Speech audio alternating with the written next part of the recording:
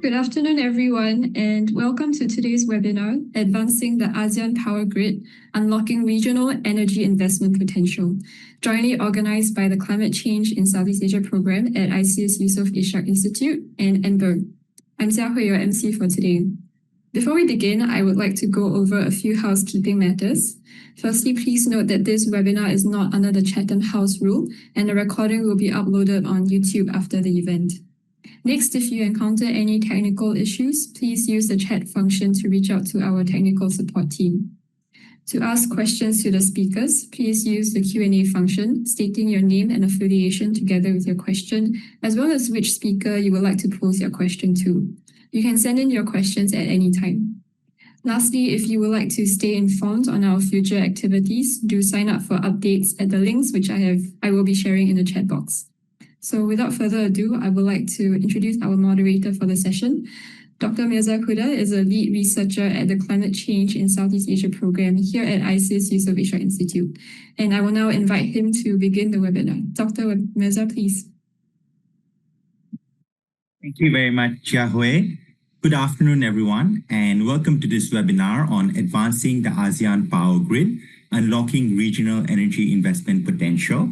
As Xiahui already mentioned, this is a joint webinar with the Climate Change in Southeast Asia program of ISEAS and Ember. So this is a very exciting and critical time for the ASEAN Power Grid. The Laos, Thailand, Malaysia, Singapore Power Integration Project, the region's first multilateral project, is currently in its second phase. So energy trade has been increased from 100 to 200 megawatts, and Malaysia has actually joined Laos in exporting electricity to Singapore. So the success of the LTMS PIP has had a great effect on energy interconnections in the region. So currently there's a lot of momentum in developing subsea cables and overland cables in the region. And we also saw a very high level of political will in implementing the ASEAN Power Grid in the recently concluded ASEAN Summit. And most importantly, at the sidelines of the ASEAN Summit, energy companies from Malaysia, Singapore, and Vietnam came together to develop a joint venture in developing a combination of subsea and overland cables between these countries. So at this very important juncture for the ASEAN Power Grid, this webinar brings together three international experts to share their insights on the opportunities and challenges of the ASEAN Power Grid. And before introducing the speakers, I would once again like to share the housekeeping rules that Xiahui mentioned. So we have 20 minutes for each speaker and 25 minutes for question and answer. If you would like to ask a question, please do type it in the Q&A function, stating your name, your institutional affiliation, and who you are directing the question to. And then I will pose the question to the panel member. So our first speaker is Dr. Dinita Setyawati, who is a senior energy analyst at Ember. She analyzes electricity policy across Southeast Asia and promotes the use of clean power in electricity, transportation, and industrial sectors. Dr. Dinita's presentation will be on Ember's new report titled Wired for Profit, which looks at how regional grids can unlock ASEAN energy investment. Our second speaker is Dr. Dan Haglund, who is a senior infrastructure specialist at the Asian Development Bank. He's the energy focal in the ADB's Southeast Asia Green Finance Hub, one of the two departments co-leading ADB's work on the ASEAN Power Grid. Dr. Dan will share with us the opportunities and challenges in financing the ASEAN Power Grid and issues around developing commercial structures that can accelerate interconnections. We are also very pleased to have with us Mr. Dimas Fauzi, who is a regional coordinator at the Southeast Asia Energy Transition Partnership, a program of the United Nations Office for Project Services. He leads the design and implementation of regional energy transition programs, including the ASEAN Power Grid. Mr. Dimas will provide key insights into institutional, market, and regulatory priorities for advancing the ASEAN Power Grid. So without further ado, I would hand over the floor to Dr. Dinita. You have 20 minutes, Dinita. Thank you very much, Dr. Mirza, and I'm very honored to be joined in with very esteemed panelists here, Dr. Dan Haglund and Mr. Dimas Fauzi. I'm looking forward to have fruitful conversation with the audience. So before we begin with the findings of the Ember report, I would like to introduce you a little bit about Ember.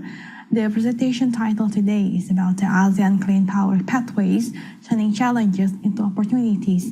So that's at Ember, that is what we're trying to do. We try to identify what are the challenges in the ASEAN regions, and we show the benefits and the opportunities that energy transition could bring for the growth of the region. Next slide, please. Next slide. So at Ember, we turn data into actions. We gathered and we curate and we analyzed power sector data, and we changed policy, we shift the narrative, we also empower campaigns. So at Ember's website, you can find, you can download for free power sector data from across the world. And in the next slide, I'm going to show you we have data from about 200 nations. Can you go to the next slide, please? Yes, we had open electricity data from 2000, and we also have 2023 data for 80 countries, making up 92% of global electricity demand. And we also track 90% of global power sector emissions and a third of total global CO2 emissions. Next slide. Next slide. Yes. So you can explore all of Ember's electricity data for yourself in our Data Explorer.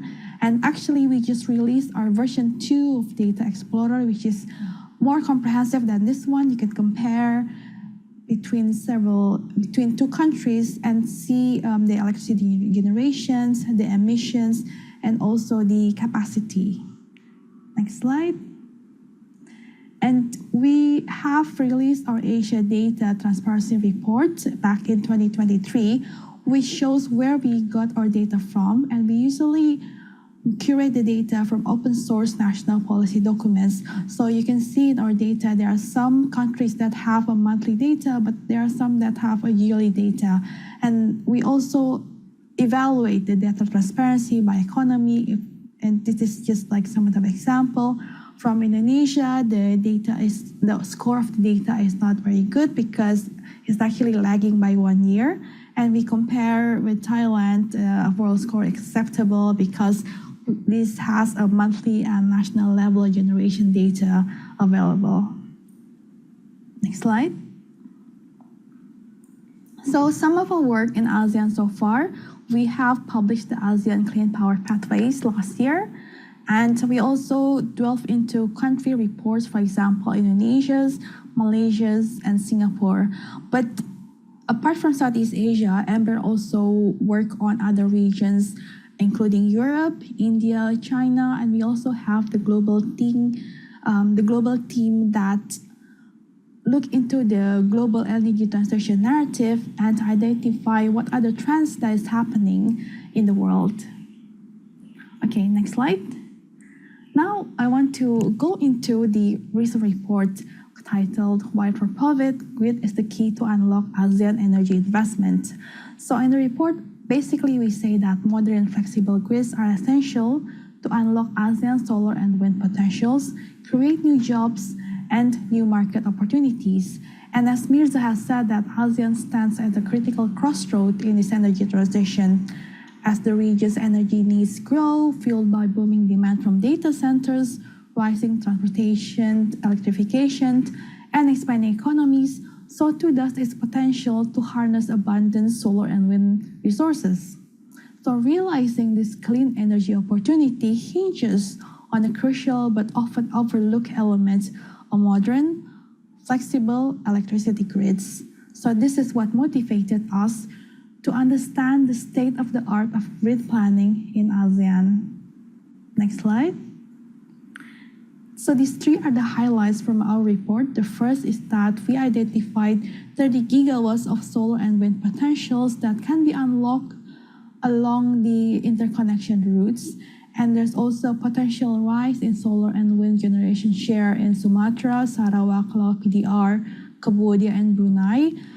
Looking into these 30 gigawatt connections, and also there's potentially 182,000 of new jobs that could be created from these new solar and wind projects. Next slide. So Ember reports is mostly comprised of charts. The first chart shows that Southeast Asia energy transition to clean energy future hinges on the plan for transmission. However, over half of required transmission line expansions is yet to be clearly planned or accounted for by the rest of the region. To align with the IES regional scenario and ensure that ASEAN's energy system can support rising renewable integration, the remaining countries must urgently develop and disclose their grid development strategies. And filling this planning and data gap is not just about meeting targets. It's about ensuring the resilience, the reliability, and connectivity of Southeast Asia's future power system, enabling a region-wide transition. And I would also like to give a disclaimer that the exclusion of certain countries in these charts is just because we could not find an open data from these countries, but it doesn't mean that the other countries do not have the transmissions plans expansion. Next slide. So in the coming years, solar and wind generation across Southeast Asia is expected to rise significantly, climbing from just over 4% from the power mix today to an estimated 23% and 25% of electricity in ASEAN by 2030. And we compare this of two scenarios. One is the IEA scenarios, and the other is the regional aspiration scenario based on the ASEAN Energy Outlook 8. I'm very excited to see what the ASEAN Energy Outlook 9 would look like later on this year. Next slide. So this is the grid emission factors in some of the ASEAN regions. We see that some of the highest grid emission factor are observed in Indonesia, Sumatras, Java, Bali, Madura, and the Philippines, Mindanao. Naturally, because this grid is fossily fueled by fossil fuel or coal, right? And these figures highlight the environmental costs of electricity in this area as the region advances electrification across multiple sectors, including transportation and cooking. So if you can imagine, if there are data centers that is planned to be built along Sumatra, Java, Bali, Madura on the Philippines, Mindanao, and then how could the data centers could really electrify by 100% renewable electricity, right? So this is something to think about. Next slide. Okay, so apart from grid, in this report we also talk about clean flexibility. Clean flexibility, as you probably know, if we have more and solar, we also need clean flexibility. Clean flexibility is about balance. It ensures a stable and reliable power supply by managing the fluctuations in solar and wind. So when electricity is plentiful, or maybe on a sunny or a windy day, flexibility stores that energy or shifts consumption to match the supply. And later on, when demand peaks or renewables dip, that stored energy can be fed back into the grid. It's a dynamic system designed to keep supply and demand in harmony. There are a lot of clean flexibility solutions out there, and there are also some non-clean flexibility solutions. But here we only focus on several ones, the ones that we think most relevant for ASEAN. So these include the pump hydro that works like a giant battery using the gravitational force of waters, relies on two reservoirs at different elevations connected by large pipes. And during periods of low electricity demand, surplus power is used to pump water from the lower to upper reservoir. And when the demand surges, that water is released back through the turbines to generate electricity. So this is actually like a smart way to create a powerful, sustainable energy reserve and storage. The second one is that, of course, battery as BSS have emerged as a powerful enabler of grid flexibility. Their speed, versatility, and scalability make them a vital tool in balancing renewable energy generation. and ensuring grid stability in real time. And with battery energy storage system, the core of their appeal is the responsiveness. So the design allowed them to be deployed in range of settings from large-scale utility projects to small distributed installations. The next one is that clean flexibility is not just about storing and shifting energy, it's also about sharing it.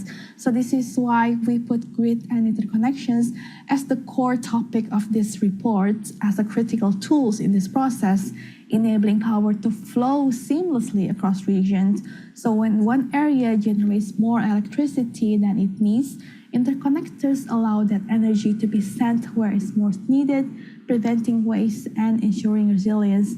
And also there's this demand side management where the utility companies work with the customers to ensure the control of demand end user electricity to enhance grid flexibility. Okay, next slide.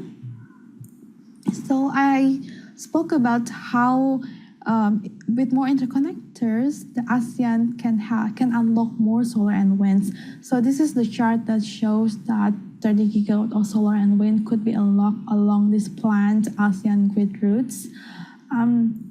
For example, clean power generated along the BIMP could supply electricity to Indonesia's Kalimantan, considering the plan to build the new Nusantara city. So similarly, there are also a lot of other potentials, but we only focus on this three interconnection in 3 countries. Next slide. So this is the map, and I just put some of the history of the ASEAN Power Grid. And if you see that this is something that has been discussed for the past 30 years. So to date, interconnections in ASEAN regions remain limited. Only 8 out of 18 interconnections planned have been completed. And in the ASEAN Power Grid map, emerging cross-border electricity trade and interconnection projects are opening up new markets, could also unlock investments, and positioning ASEAN countries to benefit from both power generations and the trade of environmental attributes. As Mirza have also said, that LTMS PIP was one of the major stepping stones for ASEAN. And by linking national grids and aligning economic incentive, cross-border power trade is more than an engineering challenge. It's also an economic opportunity and geopolitical opportunity, opening doors to shared prosperity, boost investor confidence, and create a more resilient and sustainable energy ecosystem across ASEAN. Next slide. So how do we unlock this amazing opportunity for more interconnections in ASEAN? We look into some countries' national grid planning, and we identified 6 pillars that should be embodied by the ASEAN countries to ensure grids do more than transmit power. The first would be smart grid modernization. Grid planning should also include strategic grid expansion, should include system flexibility and resilience, regional interconnection and interconnections. And the 2 of the most important thing, it should also have elements of market and regulatory reform and sustainable finance and investment mobilizations, which means that along with the planning for grids, there should also be financial aspects that would be identified with the planning. And I'm sure Dan could talk more on these matters. And together, these 2 elements form the backbone of a grid system capable of enabling high share of renewable energy. And we see that, surprisingly, the Philippines, Thailand, Cambodia have the most detailed plans for modernizing the grid. Next slide. Right, so this is my last slide. So as ASEAN ramps up their investment in renewable energy, it's becoming clear that success will depend more than just adding more solar panel or wind turbines. So power generation is only part of the equation. If Not greater focus must be placed on the infrastructures that connects and supports it. So to realize a truly integrated, resilient, and decarbonized energy system across Southeast Asia, significant investment in grid infrastructure is essential, but also ASEAN needs a more coordinated planning, technical harmonizations, and institutional innovations across border. Equally important is also alignment between national power development targets, national energy plans, and also regional interconnection plan. So this plan has to be echoed from the very top to the very present in the most remote areas that works in the local government. And also, only through such alignment that infrastructure can be optimized for mutual benefits, avoiding duplications and missed opportunities. Next one is also innovations in institutional and policy arrangements. Okay, next slide. Yes, thank you very much. So, in conclusion, to ultimately building the energy system of the future is not just a matter of money, but one of regional coordinations and political will. Thank you. Over to you, Dr. Mirza. So much, Dinita. That was a very insightful presentation. I really liked how you mentioned that we need to see grids as doing more than just transferring power. And that is so true in ASEAN because grids are much more than just infrastructures. They facilitate cooperation on markets, on finance, on political issues. But there are so many challenges as well. As you mentioned, we have gaps in grid codes, disparities between central planning and regional needs. So I'm really looking forward to this conversation with you and the other panelists. So now I would like to invite Dr. Dan to share his insights on the financing needs of the ASEAN Power Grid, as well as some of the commercial structures that we need to implement these projects. Over to you, Dr. Dan.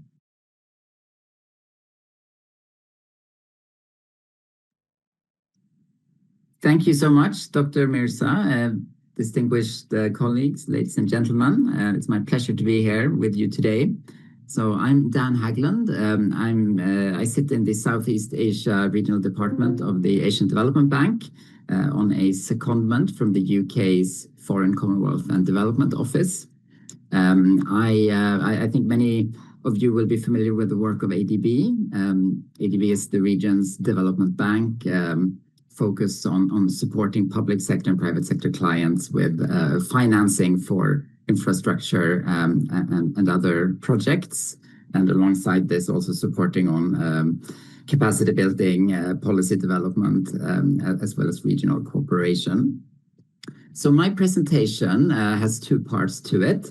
The first is really to sort of reflect a little bit on the financing challenges for the ASEAN Power Grid, to get us all onto the same page in terms of what they look like and how we should be thinking about this. The second part is, I guess, turning more to the opportunities and giving an update on how ADB, together with our partners, are working on this agenda. And just, I should say also that this is very much an evolving piece, and the things I will present are things that we are very much still in conversations and discussions with our partners, with ASEAN institutions and so on, to refine over the coming months. Next slide, please. So just to place this question of financing for grid projects in ASEAN in context, I think it's helpful to think about it as almost a circular thing where you need the sort of regulatory and markets and trading frameworks to be in place in order to create the commercial structures to mobilize the finance for projects, which then is required to build the actual infrastructure, transmission infrastructure, which then also helps to sort of catalyze further policy and regulatory development. So these things are all interrelated. I will focus now on the financing piece, and my colleague Dimas will I think, dig into the sort of regulatory piece. Next slide, please. So we heard from Dr. Dinita about the vision for the APG. I think it's 2 decades or more now in the making. But really, as you said, Dr. Mirza, the political commitments are really becoming more and more robust, and we're seeing a lot of momentum now. The latest incarnation of the regional master planning work, the ASEAN Interconnection Master Plan Study 3, identified 18 priority interconnector projects that need some work. Some are existing, some need upgrades, and they put a number of 16 billion investment needs on these by 2040. But the point I want to make here is that since this study was released, there has been a lot of work now looking at additional projects that are not part of this list, in particular these green energy import projects into Singapore, and Singapore's commitment to import up to 6 gigawatts of green power. So we have looked at this inside ADB, and I think if we consider these projects as well, and if we think about interconnected projects as well as domestic grid strengthening that needs to happen to enable the regional power market, we're looking at an investment requirement closer to 100 billion. Next slide, please. So APG and I think all interconnector projects face a set of common financing challenges. So on the left-hand side, you can see various challenges that these projects face. And the work of ADB and our partners on the financing piece, we are really focused on the dark blue issues here that you see on the right. The complexity, the high front-end preparation costs, the sort of tension between interconnector versus domestic priorities, the challenges in sort of finding the financing headroom for cash-strapped utilities. I mean, these are all common issues. They are interdependent with some of the non-financing issues on the left.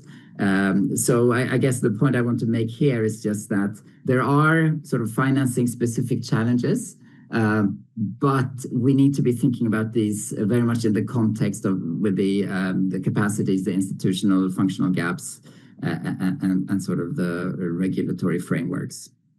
Next slide. So thinking a little bit about what these projects could actually look like. So this slide shows the main commercial structuring options for grid-to-grid transmission projects.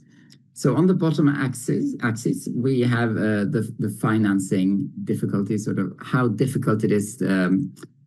Going to the right, projects become more difficult to prepare and get off the ground. On the y-axis, we have private sector investment and also risk. So the bottom left-hand corner, you have traditional on-balance sheet financing, where the cost of the interconnector gets added to the regulated asset base of the utility, and then the costs are recovered through the tariff framework. But then as you go to the right and as you go up, things become increasingly more complex. And right at the top, you have so-called merchant projects that are completely based on market arrangements. So this is something which in ASEAN, it will not be possible for a very long time, because under this model, the interconnector developers basically face all the demand risk. Basically, this model depends on markets being very liquid and established in the region. And of course, that is the vision for the APG, but in the short term, we are looking more at bilateral on-balance sheet projects or perhaps PPP projects. Next slide, please. So this is just another way to illustrate how these projects will vary, and going from left to right, they become more challenging to prepare. I just wanted to focus on the left-hand box here, the IPP, Independent Power Producer to Grid model, So this would be, for example, the monsoon wind project would be an example of that, where there is an independent power producer who sets up a renewable energy project, and then as part of that also invests in transmission to a foreign grid in that example. So even though that is on the left-hand side here and quote-unquote easier than others, the monsoon wind power project, and there are many very interesting features on that we can discuss in the discussion, but it still took 10 years from concept through to commercial operation. So that's another point I want to land you with. These are very long-term projects, and they need hands-on support at each stage. Next slide, please. So just to double-click on these concepts of commercial structuring and financial structuring. So we talk a lot about, okay, we need to mobilize the financing and where is the money going to come from and so on. But actually, our sense is that money in and of itself is not really the constraint facing the development of the APG. There are enough investors of different stripes, different types, who would want to invest in long-term infrastructure projects if risks are managed and allocated in a way that is acceptable to them. So first, to think about commercial structuring, what do we mean? So this is really about contractual arrangements. It's about the allocation of benefits and costs and how energy flows, and it's inherently contractual, legal, and policy related. So this is very important because the financial structuring at the bottom of the slide, that is about how the sort of different types of capital, debt, equity, mezzanine, and so on, how they come together. And you really need the commercial structuring and the kind of legal and regulatory piece to be, that underpin the contracts to be in place before you get to talking about the financing. That's, I think, important to bear in mind. Next slide, please. So just to reflect a little bit about, a topic which is very much on many people's minds these days, which is the subsea cable projects. So there's quite a few of these now will be under consideration to export green power into Singapore, but also some interconnectors, Peninsular Malaysia to Sumatra or between Sumatra and Java. And what you're looking at here is just to illustrate that at the start of this process of developing a project like this, you've got the MOUs to be signed between the utilities in question, and there's a sort of agreement between the governments in question, there's pre-feasibility work, feasibility studies, and so on. And these things at the left-hand side are fairly easy to get done, but as you move to the right, things become increasingly more complex, they become more expensive, and also they become more intertwined. The sort of contingencies and linkages between sort of detailed engineering design and sort of detailed ESIA and the design of the subsea cable itself and so on. These things kind of needs a lot of work to line up and coordinate these different efforts. Next slide.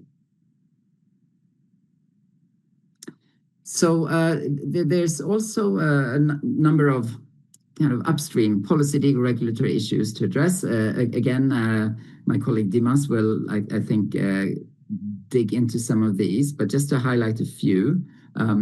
The regulatory sort of framework for cost recovery is really important. I think a lot of coordination needed between utility of country A and utility of country B and the regulators of both in order to be able to assess a project as being kind of in the benefit of a particular country and kind of get the regulatory approval for that.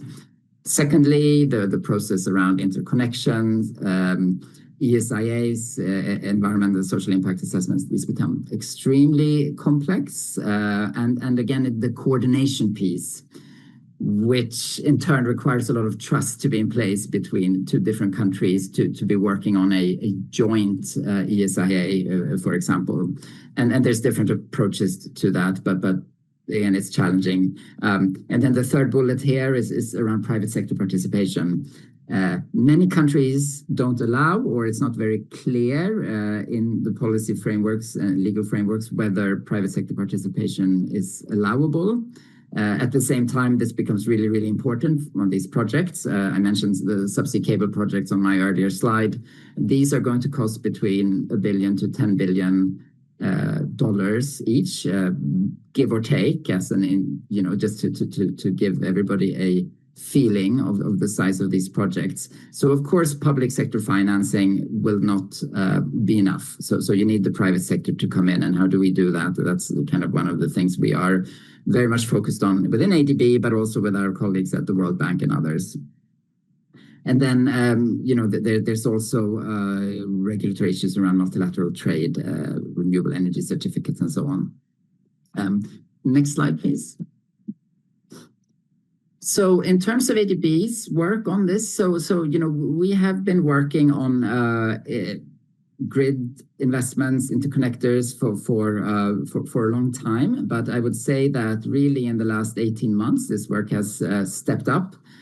In March last year, ADB and the World Bank were invited by the ASEAN Secretariat to come up with financing approaches, ideas for how we could better mobilize and deploy support for ASEAN Power Grid projects. So we developed a concept note that was presented at the Energy Ministerial last year in September. It was also recognized by the Leaders Summit a month later. Next slide, please. And we took that then and turned it into a more detailed implementation plan that we presented at the Finance Ministerial, because of course this is not just an energy-specific agenda. The finance and economic ministerial tracks of ASEAN are also critical in terms of creating that enabling environment for these projects. And then in the summit just last month, this initiative, the ASEAN Power Grid Financing Framework or Financing Initiative, APGF, was recognized. So this is the concept that we've been working on together with the World Bank. Next slide, please.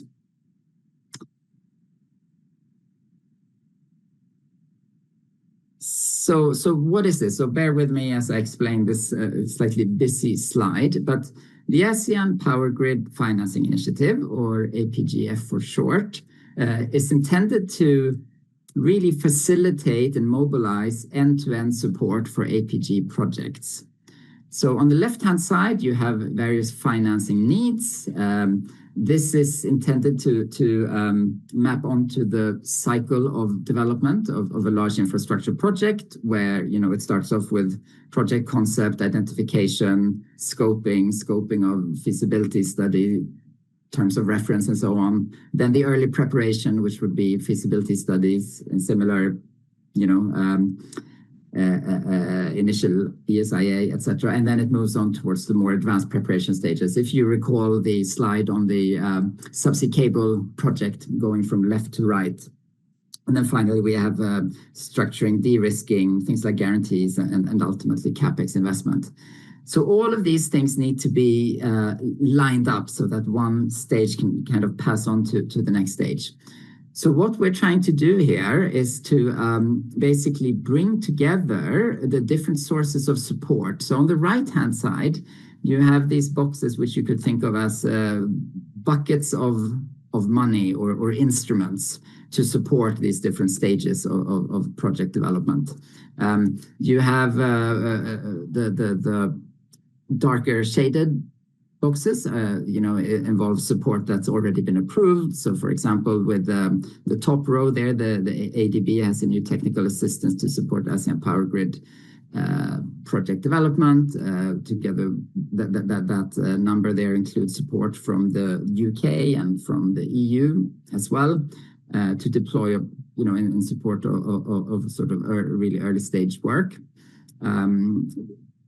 ADB is also working with the ASEAN Infrastructure Fund, which is a fund owned by the Ministries of Finance in the region to develop a regional connectivity facility to really focus on that advanced preparation stage where we see the biggest gap. But then there are many others working on APG already that we want to be part of this, and basically the idea, and these are I will move now to the concepts at the bottom of the slide. The APGF working group, this is our proposed approach where ADB, World Bank, ASEAN Secretariat and ACE would sort of sit together and be something of a bridge between the demand for support from project developers, public sector and private sector, and then the sources of support throughout the project cycle. And we want to establish the Partners for ASEAN Connectivity and Energy as a group to bring together partners that are working on this agenda. Next slide, please. So this work on the APGF, together with ASEAN institutions, with the World Bank, with UK, EU, and other partners, that's a major plank of our support to the APG, but there are many other aspects to it as well. So just to highlight one dimension, we are mobilizing a program of support on economic research on economic impacts of APG. I think as Dr. Dinita pointed out, I mean, this is really critical to kind of build awareness, to sustain, I guess, the political commitment behind this. Understandably, many stakeholders will be wondering, you know, how will the benefits and costs be allocated across different groups, you know, in terms of impacts of these mega projects. And so we look forward to working with partners on contributing to that piece. Next slide, please. So this is my final slide, just to give a sense of how this is progressing. We're now towards the end of the second quarter of 2025. We are presenting next week to the senior officials from the Ministry of Energy, the ASEAN gathering in Kuching, the ideas that I've just spoken about. And then all going well, the idea would be to launch this ASEAN Power Grid financing initiative, hopefully at the Energy Ministerial later this year. And then, you know, continue to developing this concept, including this partners group that I mentioned as well. So that's it from me. Thank you for listening, and look forward to continuing the discussion. Thank you very much, Dr. Dan. I really enjoyed your presentation, particularly your differentiation between commercial and investment structures. I think many of us tend to lump together these things. You know, we call it investment, but, you know, you really clarified that issue for us. I'm very curious to know more about the APGF. But what really struck me about your presentation is you really highlighted how you can use financial toolkits to essentially lay out the costs and benefits of the APG project, which really is one of the sticking issues when it comes to cooperation. So look forward to the discussion session. And now I would like to invite Mr. Dimas to present on the regulatory, institutional, and capacity building aspects of accelerating the ASEAN Power Grid. Over to you, Dimas. All right, let me share my screen. Can you see it? Yes, can see it. All right, great. Thanks so much, Mirza, and then the rest of the panelists, Dinita and Dan. So yeah, my name is Dimas Fauzi. You can call me Dimas. I am a regional coordinator at the Southeast Asia Energy Transition Partnership, or ETP. So yeah, I'd just like to share a bit on the multilateral power trade in ASEAN, especially in the context of the APG, or the ASEAN Power Grid, to which ETP has been working quite a lot to support this initiative with in the region. But before that, please allow me to just introduce our program first. So Southeast Asia Energy Transition Partnership, or ETP in short, is a program of the United Nations Office for Project Services, or UNOPS. So we are based out of the Bangkok office in Thailand as the secretariat, but we do have country offices in countries where we are operating, including Indonesia, Philippines, and Vietnam. And for the regional portfolio that I'm managing, working a lot with the ASEAN institutions, including ACE and the ASEAN Secretariat. And the idea of ETP is we are a pooled fund combining both philanthropic and government resources to advance energy transition in the region. So we do that through technical assistance as the modality. So we work directly with the governments and the regional institutions to deliver all of those technical assistances, covering for strategic outcome areas, including policy alignment with the climate commitments, especially on the energy sector. And we are also working to de-risk investments for renewable energy, energy efficiency, as well as the fossil fuel phase down. We are working on sustainable and resilient infrastructure that includes grids and interconnections. And finally, we are also working on the just transition aspect of the energy transition, for example, through the Just Coal Transition platform that ETP and the World Bank are working together on. And in terms of the underpinning outcomes, so we are also trying to build knowledge and awareness among the policymakers in the region in Southeast Asia. So yeah, that's roughly us. And then just would like to go into the today's webinar topic that is on the ASEAN Power Grid, or the multilateral power trade in ASEAN. So essentially, Southeast Asia has been seeing an increase in the global energy demand. So it, especially towards the 2035, where we see quite exponential kind of increase in terms of the demand. And with that, diversifying the resources and the energy resources will be something that the region needs to look into. And that is why renewable energy becomes more and more prominent to be deployed to meet this increasing demand. And then with the climate commitments, climate ambitions that the region has, renewable energy would be one of the ways to actually support that ambition as well.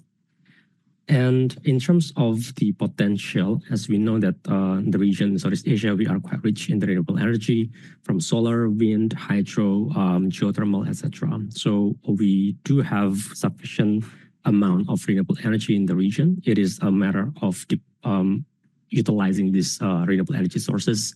Technology is there. Pricing of renewable energy has gone down a lot. So the future for renewable energy seems to be bright. And a lot of these renewable energy sources that they actually have a big potential to be traded across the region within ASEAN. So with this increasing renewable energy trading that the region sees, having interconnections, cross-border power trading becomes also very important or very critical to set up. And with the regional interconnections or cross-border power trading that ASEAN has, this opportunity could potentially also reduce the costs from the power generation, transmission, distribution, etc. Because when we develop the grid for the power distribution, we not only look into the national grids, but we can also look into the regional grids, sub-regional or bilateral grids. Then we can actually cross our border, or we can exchange with one country to another. So I think that's a big opportunity in that area. And as we also see that the region has a lot of sub-regional initiatives for the cross-border power trade, as mentioned by previous panelists. So we see the Laos, Thailand, Malaysia, Singapore transaction that already happened, and also with the Brunei, Indonesia, Malaysia, and the Philippines grouping, they also have something on the sub-regional initiative for the multilateral power trade.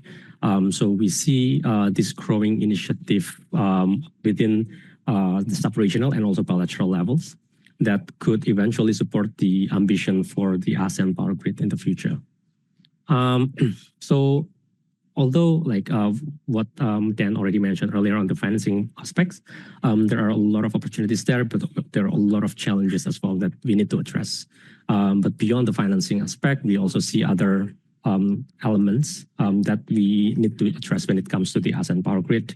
That includes the planning, includes the politics, technical specificities, harmonization, verification of the renewable energy. All of those issues will eventually become a bottleneck for the power grid in ASEAN, and then addressing those in parallel with the financing aspect will enable the multilateral power trade to be realized even sooner. And yeah, going deeper into a bit of the bottlenecks of the regional power grid in ASEAN. So I think there are a few of them. Trying to summarize some of those points. So I think the first one that we see quite significantly, and then we are trying to also address it, is the fact that there is a diversity in terms of regulatory, and there are also market structures, and also the technical specifications that are all lumped into this kind of challenge.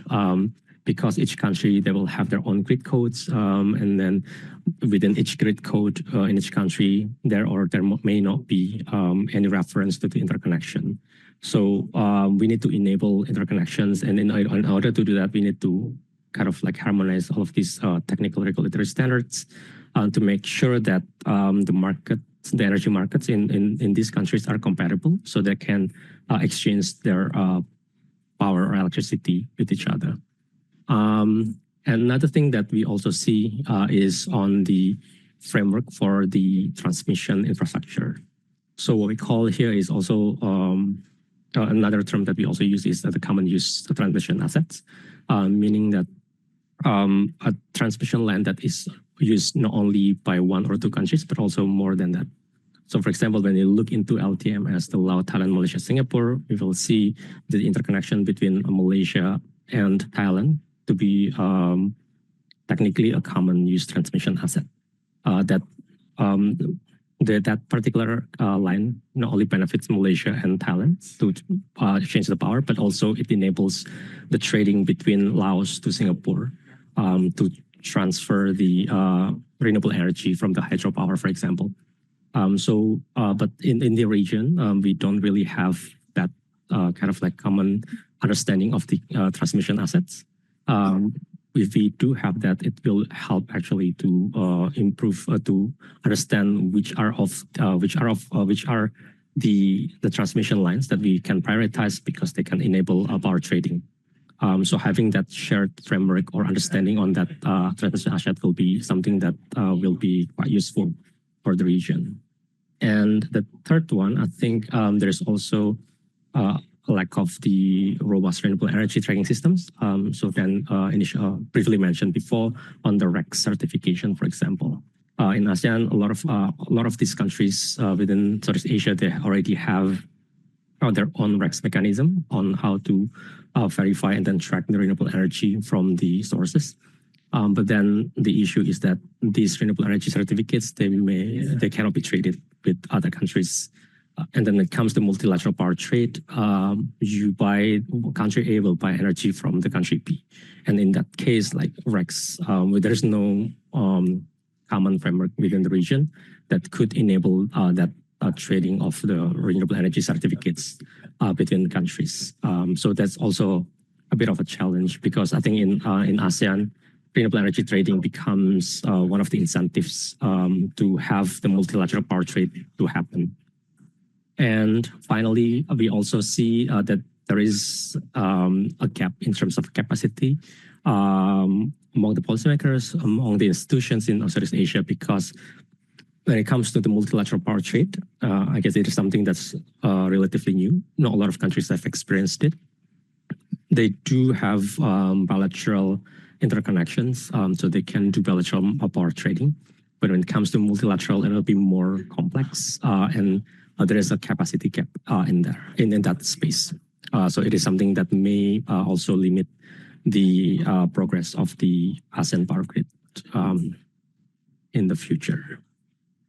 So looking into those bottlenecks, what we see as a way of forward for the power grid in Southeast Asia or in ASEAN is that instead of having like one single market, a multilateral market at the ASEAN level, that will be great to have.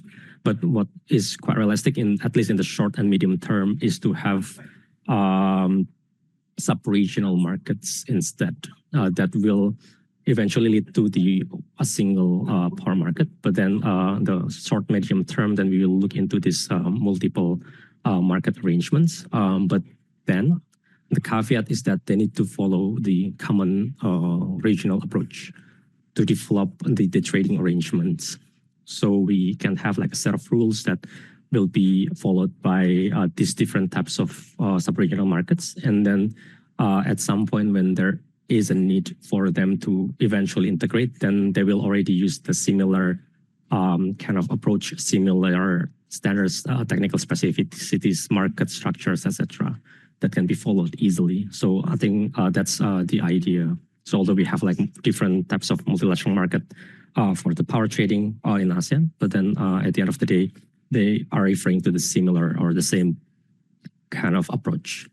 So that's what we see. And as we know that in ASEAN, there are at least two big groupings that already happen, like that are recognized by the ASEAN institution itself. That include the LTMS and BIMP. So the Laos, Thailand, Malaysia, and Singapore, and then Brunei, Indonesia, Malaysia, and the Philippines. So these two groupings, they will have their own kind of mechanism to do their own trading, especially the LTMS. BIMP is still at the early stage. And they will be able to be advanced further to make the transaction or the power trading multi-directional, involving all of those countries involved. So this is something that we also see that there is a potential leveraging on the existing sub-regional initiatives that are officially recognized, officially functioning. And finally, there is also a need, as I mentioned, on the capacity building. So we try to also build the capacity through the holistic approach as well on how we can help these countries to harmonize all of these required technical and then market specificities of multilateral power trade.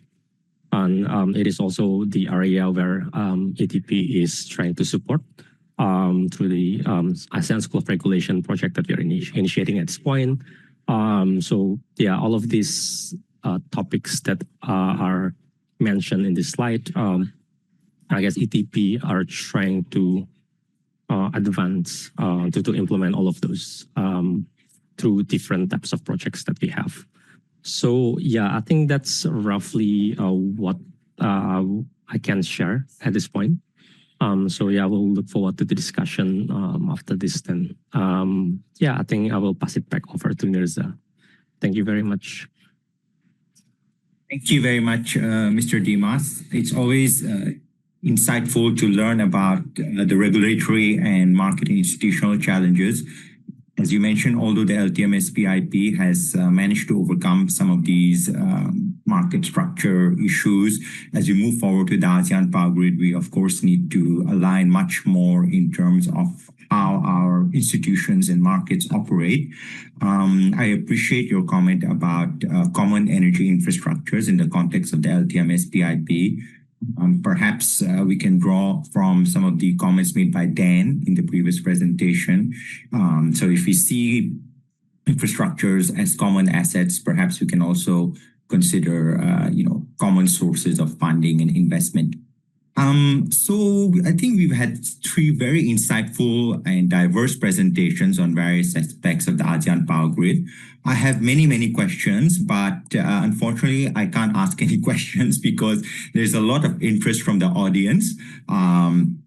And I would just like to start off by asking all three panel members a question from Augustine Antuvan on the issue of incumbent organizations or state-owned institutions and the role that they play in, pushing forward, so essentially accelerating the ASEAN Power Grid, or also perhaps holding back cooperation in some ways. So in your presentations or in your research, what have you found in terms of the role that incumbent and state-led institutions play in the push and pull factor of the ASEAN Power Grid? So we'll start with Dinita first, and then Dan, and then Dimas. Yes, thank you, Mirza. So just to clarify, you mean state-owned institutions, like in some countries like Indonesia and Vietnam, the grid is owned by the state electricity company. Have I got this right? Okay. So I think it is inevitable that the power market structures are different in every country in ASEAN, right? So I think with the right political leadership, the state-owned company can really be the driving force of this ASEAN Power Grid, especially because they're the ones that operates the grid at the national, but they also can't have coordination at the subnational level. So, and it also brings me to the questions and about the importance of linking the regional plan with the national plan and also with the subnational plan. So in a way that these state utility companies needs to be involved in the regional planning from the early stage. And I think it has also been done by Hapua, the head of state utility companies, and I think they have meetings, like yearly meetings, and a lot of discussion happening, and this is why the LTM SPIP could be materialized. Thank you. And over to you for your comments. Thank you, and thank you to the colleague for the question. So I think, whether it's state-owned enterprises or, partially privatized utilities or project developers, I think you will always find that, the different organizations, they face different incentives. And we are seeing actually that sometimes the commitments at the highest level from the ministerial statements, ASEAN level gatherings, and so on. There can be commitments towards APG, but then when you go and speak to the utilities, they face a number of day-to-day challenges, and they have a mandate to implement their power development plan, and perhaps limited financial resources and so on, and may understandably be struggling a bit with how to allocate resources, scarce resources for these different projects. So we sort of do see that, and I think it's important to recognize that in major change there's always winners and losers, and the trick is to through the economic research that I mentioned, that colleagues at Ember are doing, and that my colleagues at ADB are doing, to try to identify how those kind of costs and benefits get allocated, and then making sure that we have a way to, for the winners to compensate the losers in a way. So we're, speaking a lot, aside from the engagement with ASEAN Secretariat and so on, we are speaking a lot to the utilities to understand these dynamics. And I think this work around economic impact studies and of these projects, and kind of doing that in a way that is robust and credible, and kind of really listening to the concerns of the state-owned enterprises or utilities or others is key. And I think the MDBs can play an important role as an honest broker. Thank you. All right. Shall I? So yeah, I think I do agree with what Dan mentioned earlier. So that utilities, they work on a lot of things, a lot of on their plates, right? And I think a lot of these utilities, be it like SOE or private sector, they will focus mostly on the domestic systems first. So try to meet the domestic demand, because it is something that's mandated politically. So they would like to try to pursue this energy security, energy access whatsoever domestically. But then and after that, they will look into the opportunities outside, whether they can trade the energy from their countries to other countries, or even they look into other countries as the source of the power, meaning that they will import the electricity from other countries. Depending on the context of the country itself. But yeah, I think the way I see it is that utilities they are important, but they will initially focus on their domestic system first. And I think another layer for that question is that these utilities, they play a huge role in this technical harmonization aspect, right? So when it comes to grid code, for example, it's going to be within the utility to actually see how they can have the harmonization in their own national grid codes to include the interconnection coding within their own grids.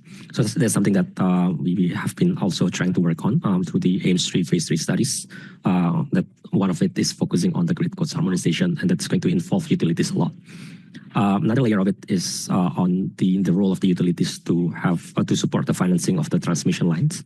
As Dan mentioned also in his presentation before, that utility financing, although it takes a while, but I think it's also the kind of like not the easiest, but because usually utility, they will have their own pocket of financing for investment. So it is something that they can mobilize it. So utility financing is still important in that sense, be it from the SOE or from the private utility. But I think we also need to understand that when it comes to the APG, we not only include the utilities that Dinita mentioned on the Hapua, but we also need to see it broadly, because usually in the APG, we will involve like these three main entities. One is Hapua, the utilities, and then the second one is the EARN, the ASEAN Energy Regulators Network.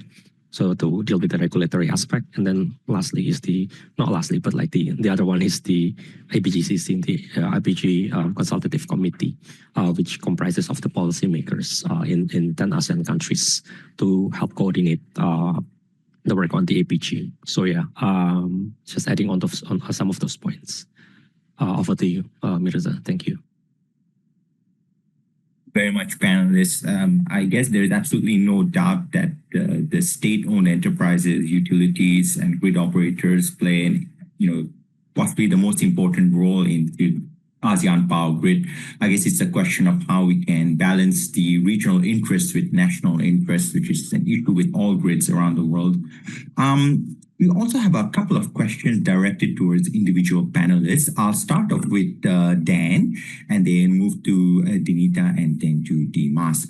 So Dan, we have a question from Mr. James Middleton regarding the $10 billion pledge from the ADB president to help finance the ASEAN Power Grid. Is this part of the financing facility, or is it separate? Thank you for the question. The financing. So when we started developing this concept of the APGF, we initially thought about it as potentially a facility with new sources of funding and so on. This evolved to being this framework through which different MDBs and other partners can support. That's why we are now calling it the ASEAN Power Grid Financing Initiative. So if you recall the slide where I had a lot of boxes sort of showing how these different sources of financing support can come together, ADB's commitments or ADB's regular lending, both public sector and private sector, will be part of that. So the ADB's president pledge of up to 10 billion for ASEAN Power Grid, that in a way where we fund a project, we would, the engagement with the utility and so on would be sort of facilitated by this APGF. So in that way, you can think about it as the APGF being sort of the window through which these different sources of support come together. And I should say also that I think for the APGF, the roots are very much in the sort of the task to finance these interconnectors. But as I mentioned earlier, we see domestic grid strengthening as critical because it will actually enable it. More integrated domestic grids means that the benefits of regional interconnection is also greater. So our pledge of up to 10 billion, I think, includes very much also working on domestic grids. Thank you. Rating of domestic is such an important issue when we look for greater interconnections.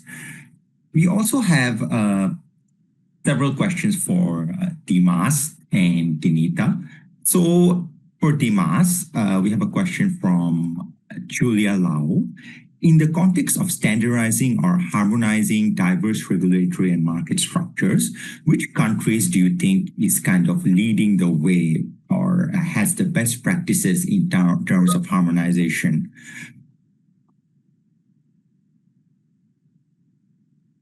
I think mostly are the countries that are already having their own like either bilateral or a bit of like multilateral interconnections. So this is like my personal opinion anyway, because I think when we look, for example, in the LTMS, this group of countries, they need to do like a bit of like harmonization, at least like at the bilateral levels between the interconnections. So like Malaysia and Thailand, and then Thailand and Laos, and then Singapore and Malaysia to be able to trade the energy. So I assume that they will have a good kind of like practice on that.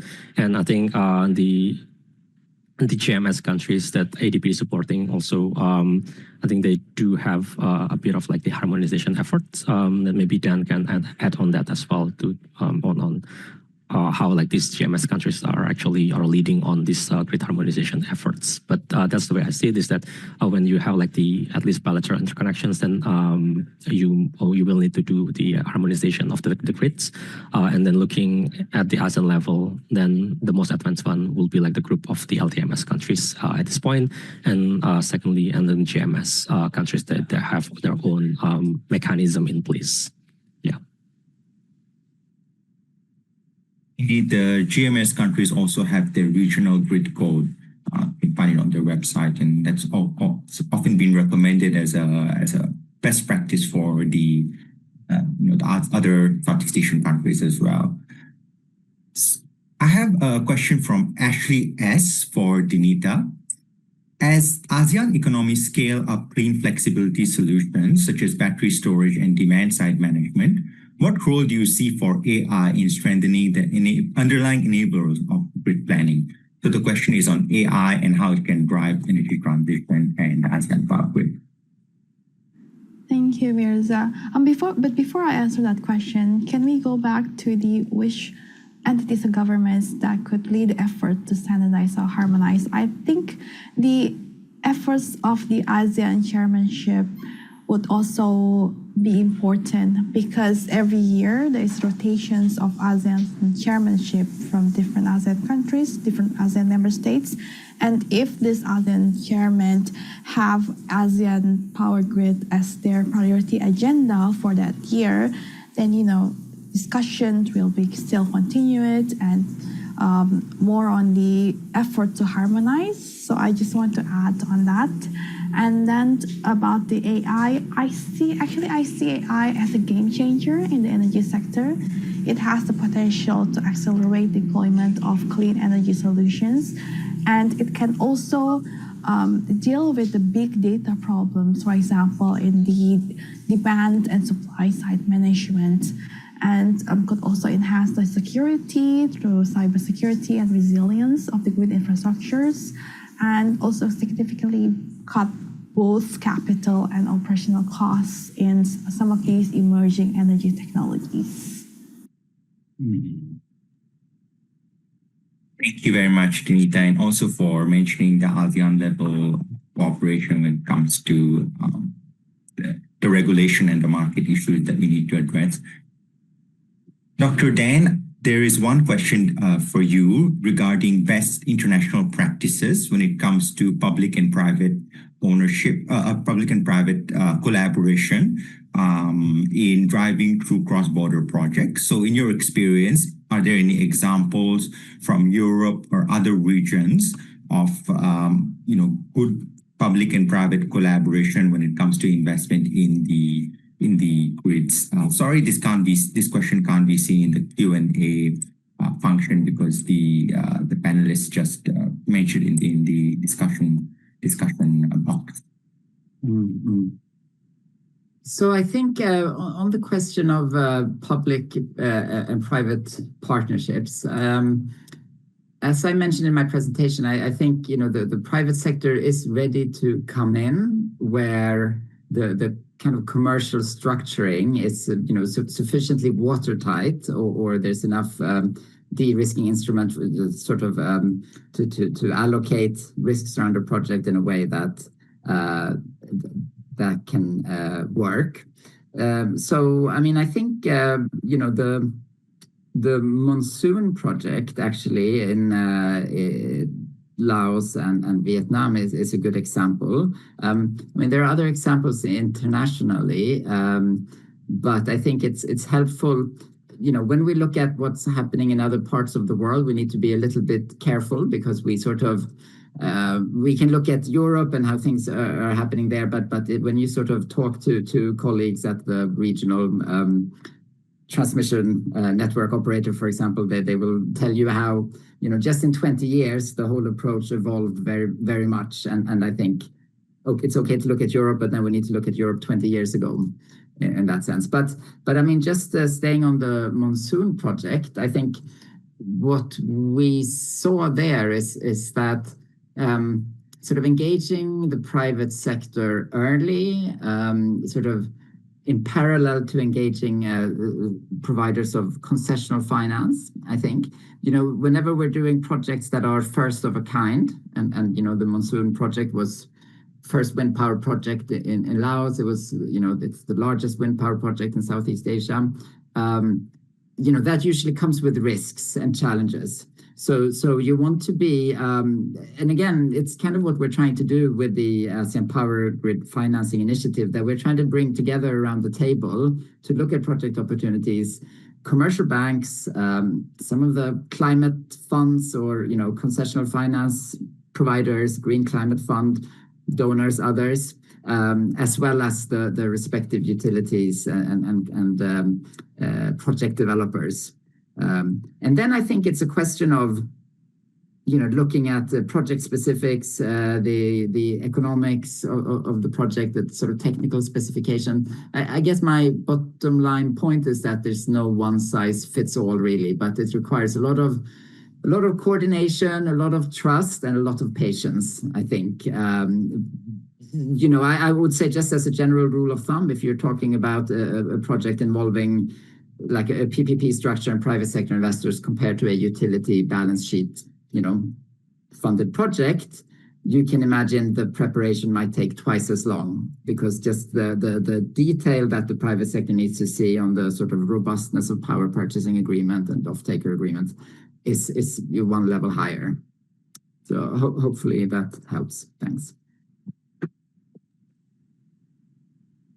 Very much, Dan. Indeed, we can't adopt a cookie cutter approach when it comes to best practices. So we have to take into account the context of Southeast Asia.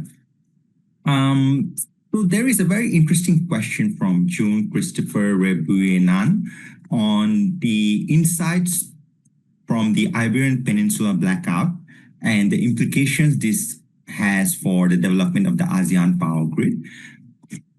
Would any of the panelists like to answer this question? This is a very hot topic. There are many different opinions on what caused this blackout. So some clarification from the experts in the room would be very much appreciated. Yeah, I could take a shot on that. So actually last year we had several charts showing the complementary of solar and wind in ASEAN. So this is, bear in mind that this might happen if all the ASEAN power grid are connected.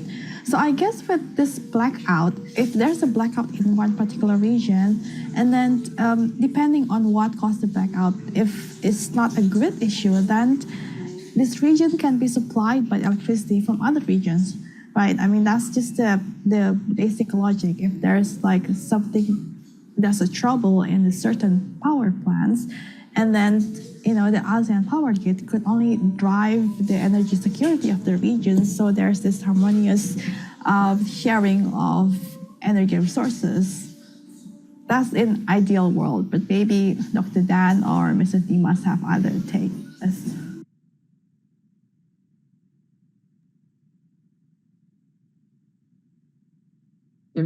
Nothing much to add from me. Just to say, I think it really brings home the point of how sensitive these networks are, and sort of the technical complexity and the importance of just thinking through like the resilience of grids, and when we're thinking about grid planning and systems operations, making sure that we sort of plan for grids that have sufficient kind of redundancy and kind of safeguarding mechanisms and so on. So I think it's a cautionary tale. I think it means. I think it's a good thing in a way that it helps to elevate the questions around the resilience of power systems in ASEAN, so that we keep this top of mind as we look at the next steps of the APG. Yeah, nothing much to add. Also, just focusing on this two aspects that a lot of the panelists mentioned, like Dan and Dinita. So one is on the planning, the other one is on the resilience itself. So what we can do is to also need to understand how we can modernize the grid and then the power systems, smart grids and everything. That can be one way to I guess identify the potential glitches and then early on, and then how we can mitigate that. And I think cybersecurity becomes more and more kind of pressing in terms of the grid issue when it's already modernized. So how we can also address that would be something that we need to look into moving forward. Thank you. Thank you, Dimas. And of course, the grid code issues you mentioned also play a role in terms of having a security protocol, safety protocol, communication protocol to ensure stability and resilience. I have another very interesting question that's directed to all the panelists. This is regarding the development of nuclear energy and the role this plays in the ASEAN Power Grid moving forward. So how would the development of nuclear energy essentially impact the interconnections that are planned or are being proposed?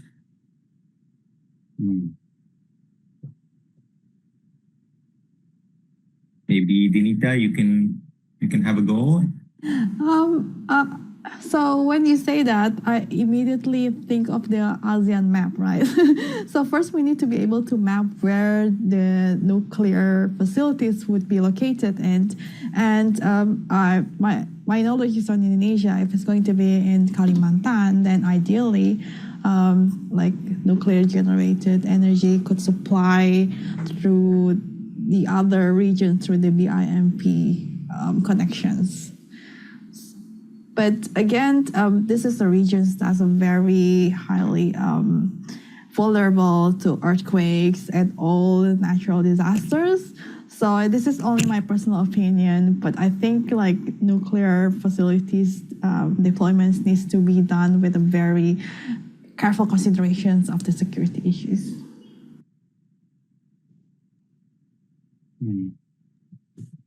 Yeah, I think also echoing what Dinita mentioned earlier, I think in terms of the facility, when you look at the Southeast Asia, I think in the immediate future, not so much of those facilities. And then I think there's also a huge risk on that, right?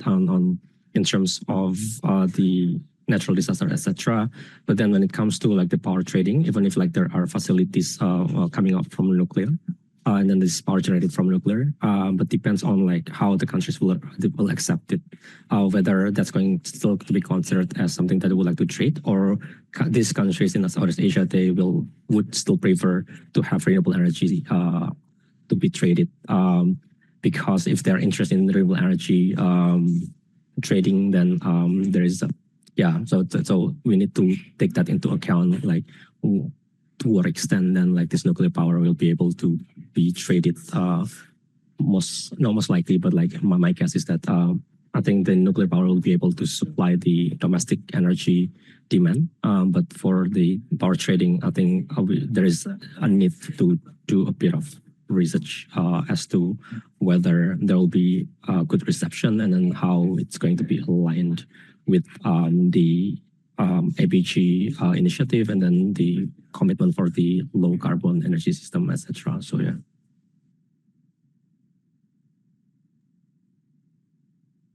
Really is not just a technical issue, it's also about public perception and acceptance when it comes to nuclear energy. Shannon Teo from the Straits Times has asked a question. I would direct this towards Dr. Dan.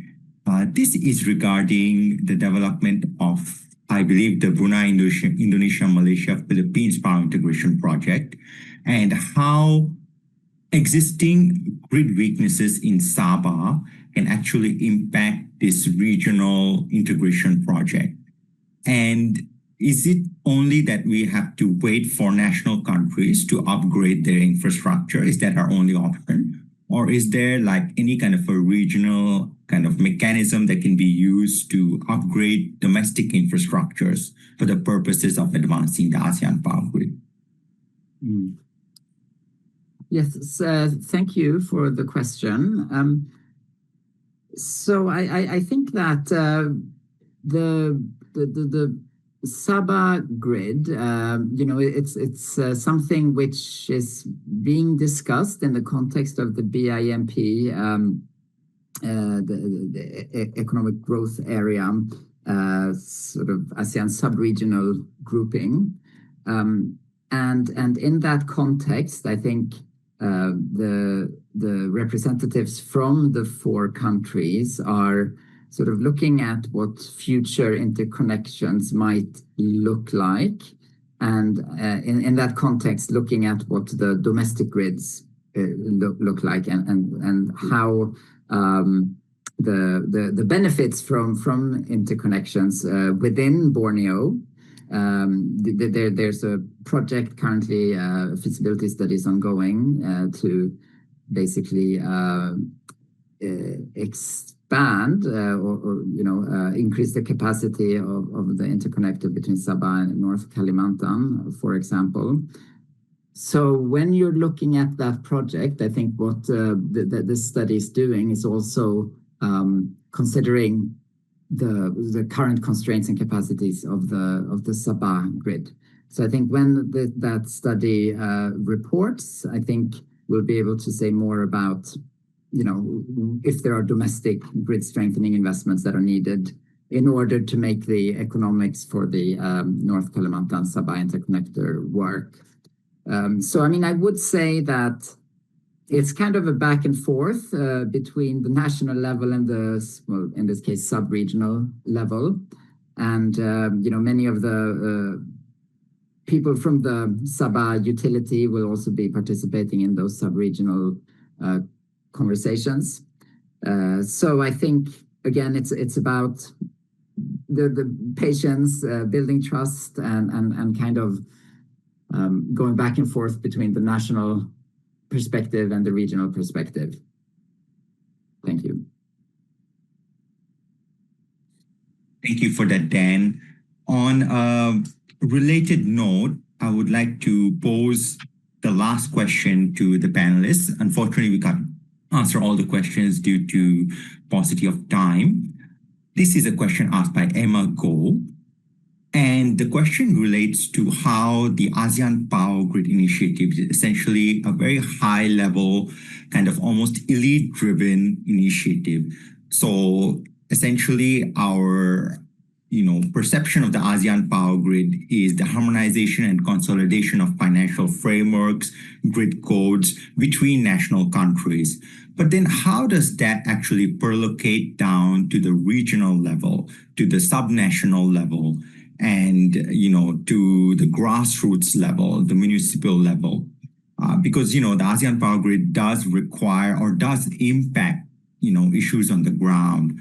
So I would start off by asking Dr. Dinita to maybe share her insights on how we can kind of connect the grassroots and the municipal and the subnational to the broader initiative of the ASEAN Power Grid? Perhaps with some examples from Indonesia, if you like.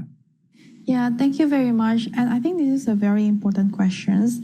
And of course, there are mechanisms nationally that involve the coordination of national government and subnational government. In Indonesia, it can go up to a district level. So there's like this, like a large meeting across provinces that would happen before the Indonesian government like publish its year-long national development plan.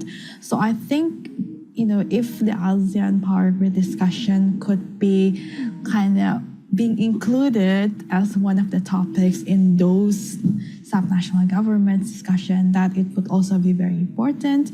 And also in the ASEAN Power Grid plans, there are some priority projects that would connect the Indonesian island, for example, Java and Sumatra, Java and Kalimantan. So all in all, like I think, these regional grid plan is not only regional, but it's also national, right? So yeah, just making sure that this plan is being embedded into the local governance mechanism. That's my take on that. Constant benefits in the context of different countries involved in the ASEAN Power Grid. I'm wondering how that actually kind of translates down to the local subnational level.